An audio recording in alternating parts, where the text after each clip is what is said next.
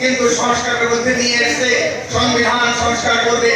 মুক্তিযুদ্ধের মধ্য দিয়ে যে রাষ্ট্রীয় চার মূলনীতি ছিল, সেই চার মূলনীতি সেখানে হয়েছিল পাকিস্তানের 22 পরিবারের শাসন শোষণের বিরুদ্ধে শোষণমুক্ত সমাজ, সেই অর্থে সমাজতন্ত্র।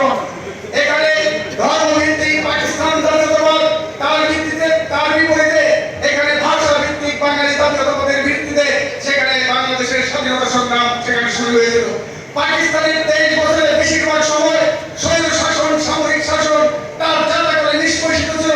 সেখানে স্বৈরতান্ত্রিক শাসনের অবসান ঘটিয়ে গণতান্ত্রিক শাসন প্রতিষ্ঠার জন্য লড়াই করেছিল এবং সেখানে বলা হয়েছিল যে ধর্মভিত্তিক পাকিস্তান রাষ্ট্র সেই রাষ্ট্রের পরিবর্তে একটা সেকুলার ধর্মনিরপেক্ষ গণতান্ত্রিক রাষ্ট্র হয়, সেই লক্ষ্যে মানুষ মুক্তিযুদ্ধ করেছিল। মুক্তিযুদ্ধের পরে যে সংবিধান হয়েছিল 72 সালে, সেই সংবিধানের রাষ্ট্রীয় চার মূলনীতি হিসাবে গণতন্ত্র, সমাজতন্ত্র, ধর্মনিরপেক্ষ